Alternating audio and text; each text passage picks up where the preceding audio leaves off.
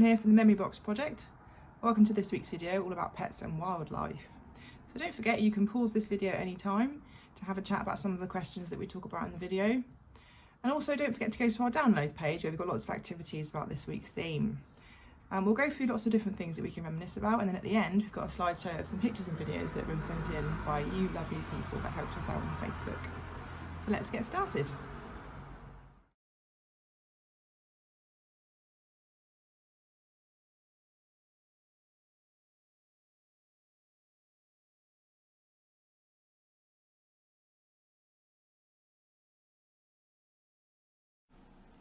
Crufts is one of the most famous dog shows in the world, and it was started in 1886 by Charles Cruft, who was a dog biscuit manufacturer.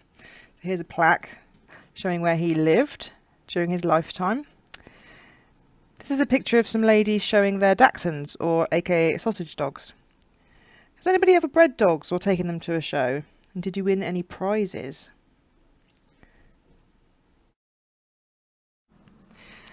This is a photo from the 60s.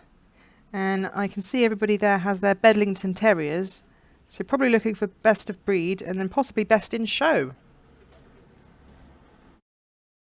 We have a picture of two dog breeds here. The one on the left is an Old English Sheepdog, and the one on the right is called a Commodore, which is a very interesting breed because its hair grows like dreadlocks and it kind of looks a bit like a mop. So these dogs you definitely don't want to let get dirty. And this one, can anyone tell me what breed this is? That's right, it's a Dalmatian.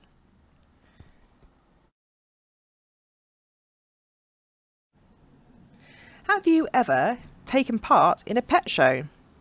So where did you go and did you win any prizes? And what breeds did you specialise in? So did you breed dogs, or have you ever bought a dog and shown them in a pet show? So the PDSA is the People's Dispensary for Sick Animals, and you might recognise this brand. It was started by Maria Dickin in World War I. So she got very upset that poorer people couldn't afford the veterinary treatment for their pets. And the PDSA helps millions of pets in the UK every year. Here's a picture of a PDSA charity shop. Perhaps you may have worked in one of these as a volunteer to help raise money for the PDSA. This is an old picture of an RSPCA officer who's just rescued a little dog from a Welsh coal mine. The RSPCA are often rescuing abandoned pets or injured wildlife. There's a picture here of a little hedgehog and also some kestrel chicks as well. So that's the kind of animals that you might call the RSPCA to help you with.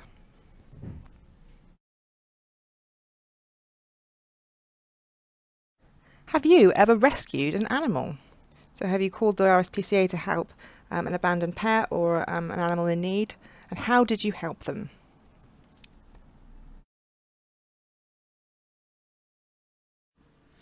The RSPB is one of the largest charities in the UK in terms of donations, so we're a nation of bird lovers as well as animal lovers. There's a blue tit and a great tit there feeding from the bird feeder, and a female blackbird.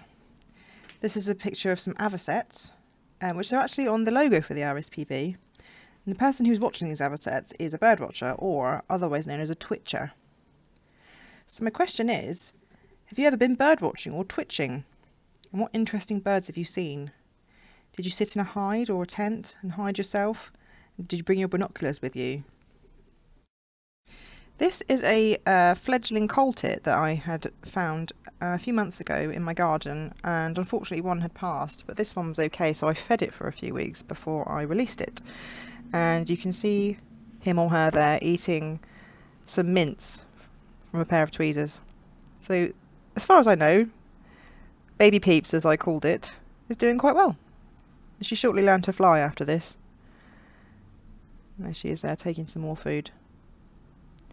They gradually learn to feed themselves, but at first you have to help them a little bit.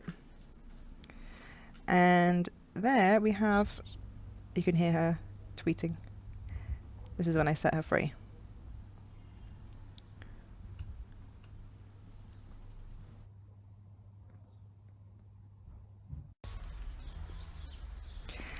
And here we have a little grey squirrel eating a raspberry. Grey squirrels are now more common than red squirrels in the UK, and this is a baby jackdaw that was rescued by one of our viewers, who also turned out fine, and a hawk moth as well. It's a very beautiful moth. Pause the video here to talk about some of the wildlife that you've seen out and about or in your garden.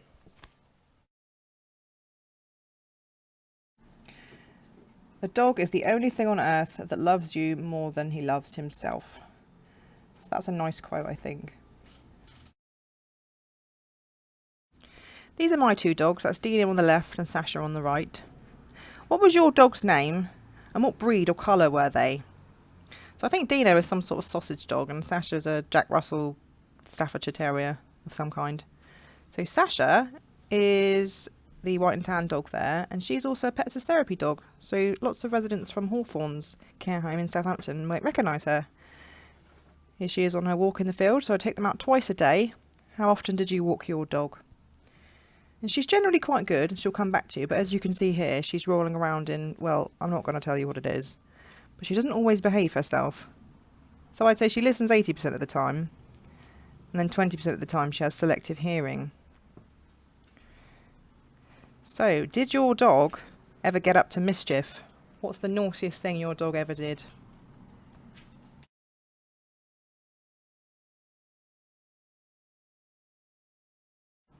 And here's Dino, he's sleeping on the chair, and there he is out on the patio.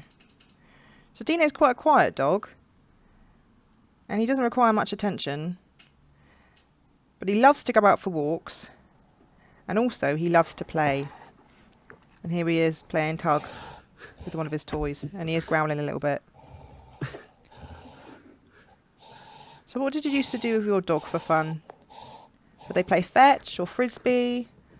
Or they do naughty things like dig in your garden? So what was your dog's favourite activity?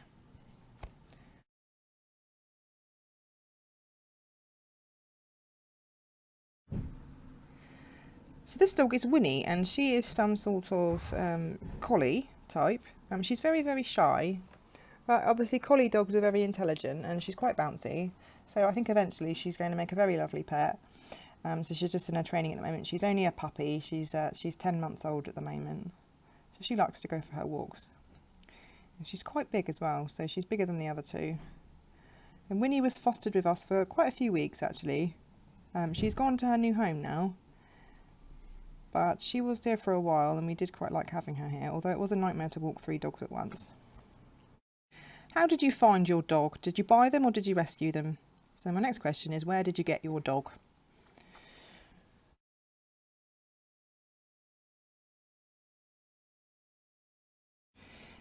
In ancient times, cats were worshipped as gods, and they have not forgotten this.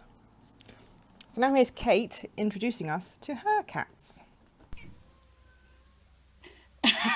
And welcome to Leo. This is Leo. He's 7 years old. He's a big ginger Tom. He weighs nearly a stone in weight. He likes lots of fuss and attention. He's a real fur baby. And he rolls around, loves his tummy being tickled. You would never believe from the size of him that he was the runt of the litter at one point.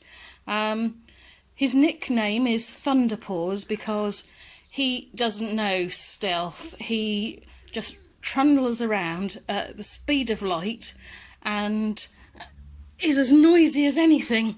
But he's the most beautiful colour, very soft, very cuddly, and a real lap cat.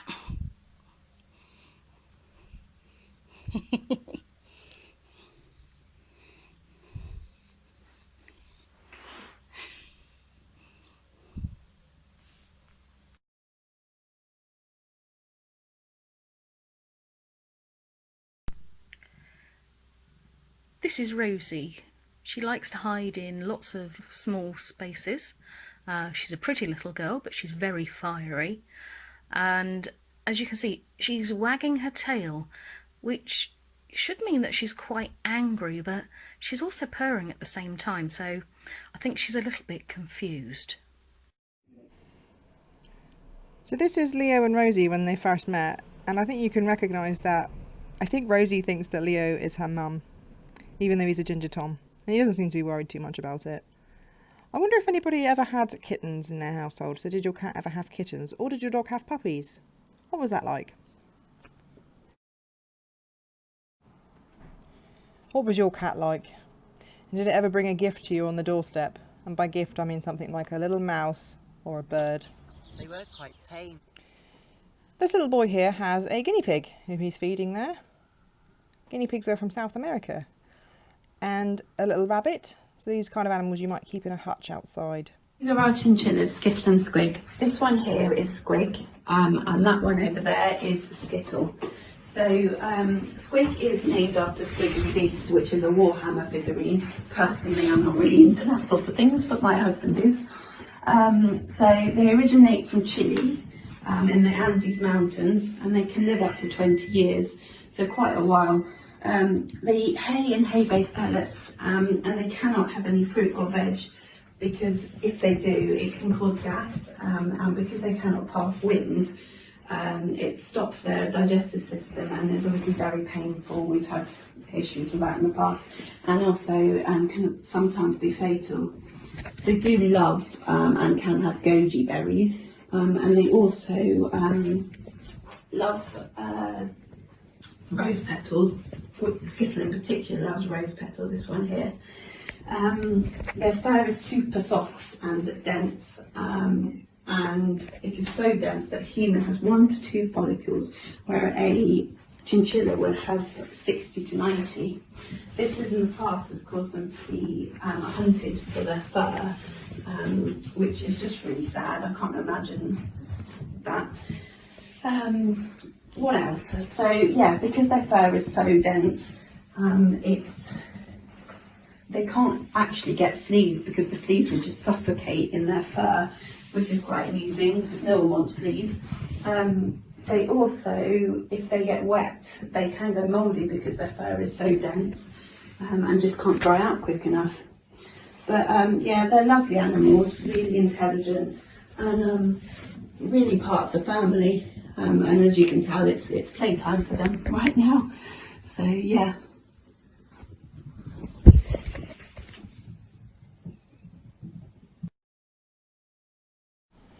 Have you ever kept any other small furries, such as mice, rats or hamsters?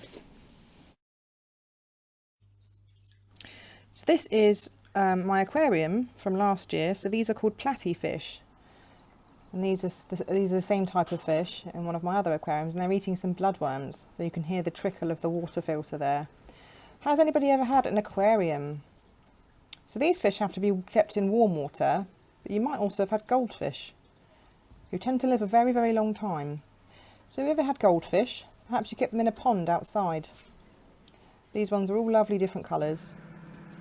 And these ones are a type of danio. They kind of look like a minnow. You have to be very careful with these because they will jump out of the tank if they get scared. And don't worry, they don't bite, they don't have any teeth. Perhaps you might have kept snails or shrimp as well in the tank to keep the fish company. What did you keep in your aquarium or pond?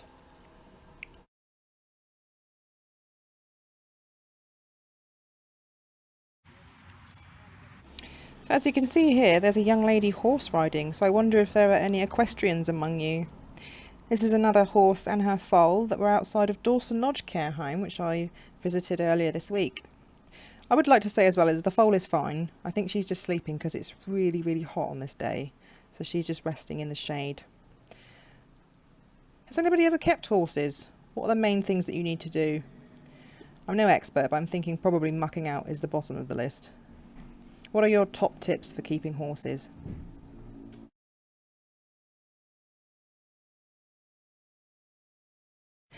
And now here's a slideshow of some of your lovely pets that you've sent in clips and pictures of for us.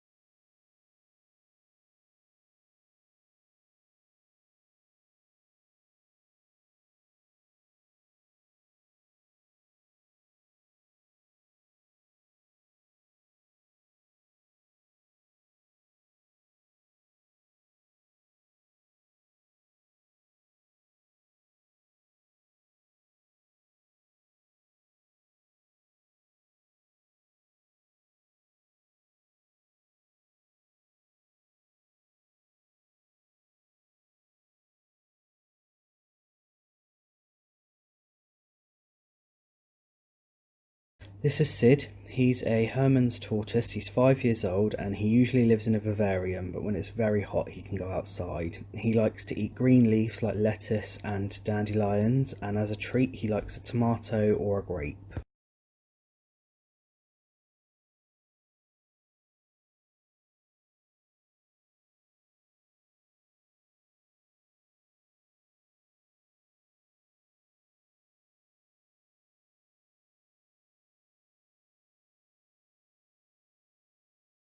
Oh, thank you everyone who sent in those lovely videos and photographs. I really enjoyed going through them. Hopefully I got all the names right. I hope you enjoyed the activities online, and if you did enjoy the video or one of the activities, then please let us know, and we'd love to see some pictures and videos of you guys using them wherever you are. So thanks for joining us, and we'll see you next week. Bye!